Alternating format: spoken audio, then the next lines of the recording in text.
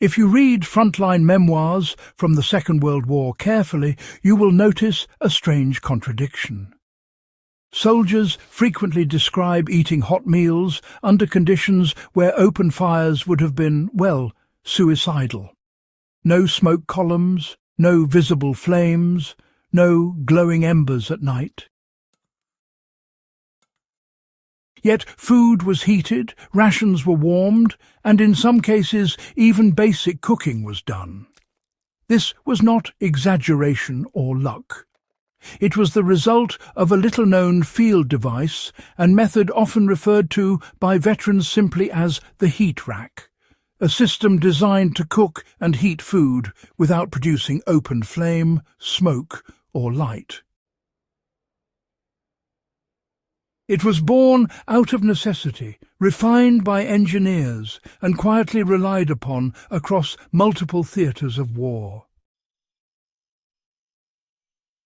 The operational problem that forced the invention of the heat rack was visibility.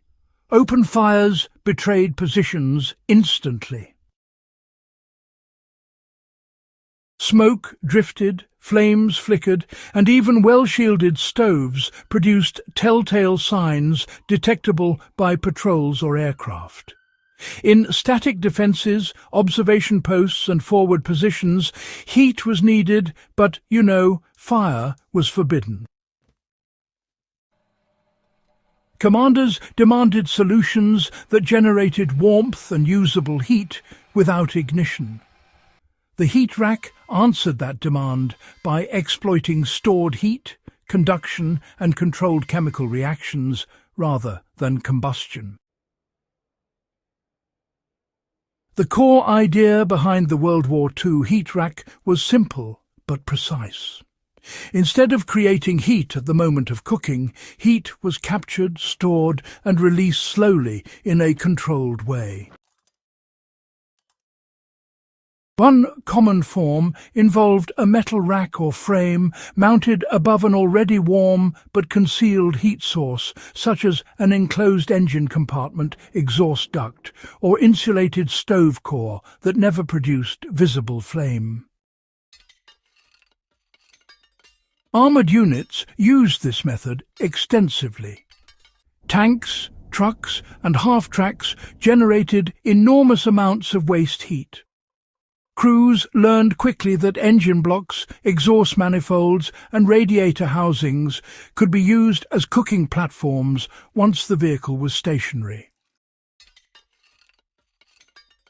Purpose-built racks were welded or bolted into place to hold mess tins securely.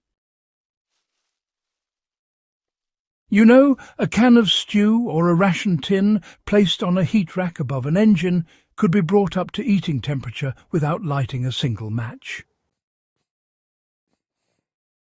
Infantry units, they adapted the same logic, but using earth and metal instead.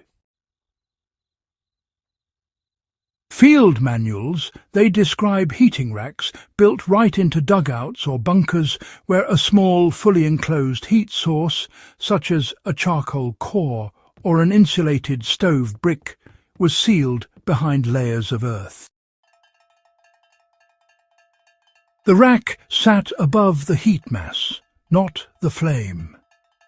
Once heated, the mass radiated warmth for hours. Food placed on the rack warmed slowly, silently, and invisibly. Chemical heating also played a role. Flameless ration heaters, using magnesium or similar reactions, were introduced later in the war. These produced heat through chemical reaction with water rather than fire. Soldiers often placed these heaters beneath improvised racks made from wire or scrap metal, allowing multiple items to be warmed at once. The rack kept food out of direct contact with the reaction, preventing scorching and spreading heat evenly. What made the heat rack effective was patience and discipline. This was not fast cooking. It was controlled warming. Meat stews thickened slowly. Bread softened without charring. Canned rations became palatable instead of frozen blocks. The absence of flame meant no flare-ups, no sparks, and no sudden heat spikes. In tactical terms, it meant eating hot food while remaining invisible. Applying this knowledge today is entirely practical for anyone interested in low-signature cooking or off-grid survival. The first principle is, well, separating heat generation from food contact. Instead of placing food directly over fire, you should use a heat source that is shielded and enclosed. This could be, for example, a small rocket stove buried under soil, a heated stone mass, or even waste heat from engines or generators. The second principle is using mass to store heat.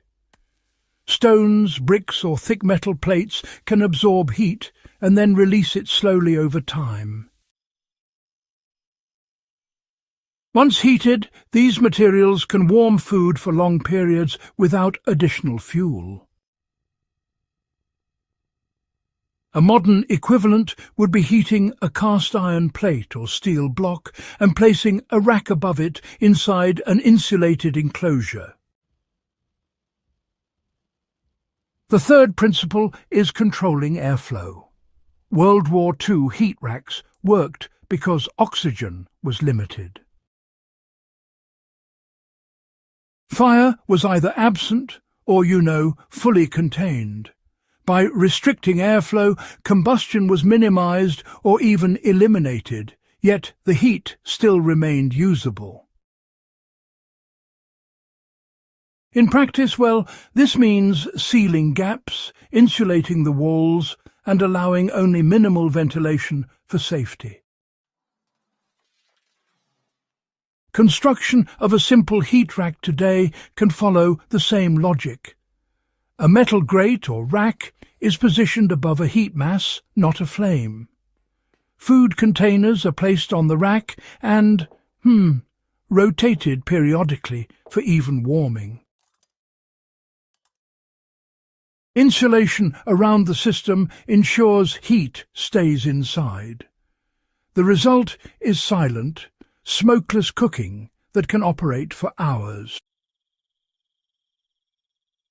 What makes this World War II technique remarkable is not just its ingenuity, but its mindset.